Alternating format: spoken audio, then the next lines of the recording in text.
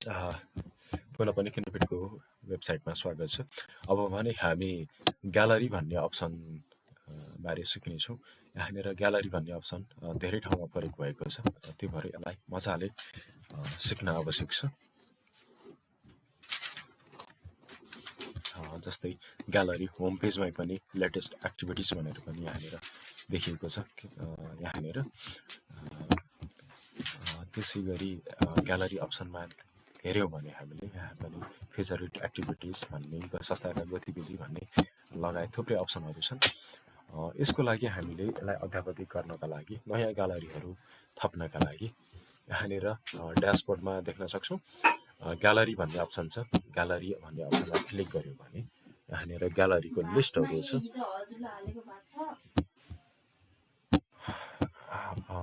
त्यो नयाँ gallery add गर्नका लागि यहाँनिर एड न्यू भन्ने अप्सन छ।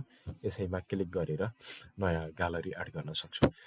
जस्तै संस्थाको कुनै प्रोजेक्ट सम्बन्धित ग्यालरी हो यो मानौँ। अघि हामीले ग्रिन रिकभरी प्रोजेक्ट भनेका थियौँ, त्यही प्रोजेक्ट हो यो मानौँ। ग्रिन रिकभरी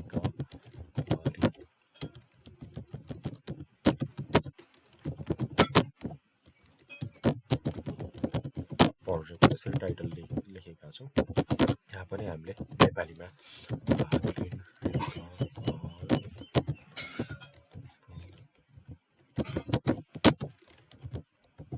भनेर हामीले यहाँ शीर्षक दिएका छौँ ग्यालरीको। यति गरिसकेपछि एड टु ग्यालरी भन्ने अप्सन छ।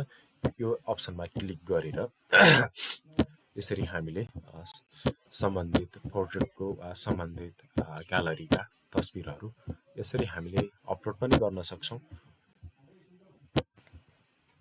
अपलोड गर्नका लागि हामीले एकैचोटि धेरै इमेजहरू सेलेक्ट गरेर पनि अपलोड गर्न सक्छौँ यसरी, अथवा यहीँ भएका तस्बिर पनि हामीले एड गर्न सक्छौँ। हामीले भर्खर अपलोड गरेका तस्बिरहरू यहाँ सेलेक्ट भइसकेका छन्। यसरी सेलेक्ट गरेर यहाँ राखिएको अप्सनहरू हामीले यति इमेजहरू एड गरिसकेपछि यसमा छुट्टै केही पनि गर्नु पर्दैन। त्यो गरिसकेपछि हामीले सिधै यहाँनिर पब्लिस भन्ने अप्सन छ। पब्लिस भन्ने अप्सनमा क्लिक गर्यौँ भने उक्त ग्यालरी पब्लिस हुनेछ। सामान्य सजिलो छ। यसलाई रिफ्रेस गर्यौँ भने देख्न सक्छौँ ग्रिन रिकभरी प्रोजेक्ट ग्यालरी भनेर यहाँनिर नयाँ ग्यालरी पनि देखिएको छ। लास्ट टाइम एड गरेको ग्यालरी सबैभन्दा माथि देखिनेछ भने त्यसपछिका अरू अन्य ग्यालरीहरू त्योभन्दा तलपट्टि सर्दै जानेछ।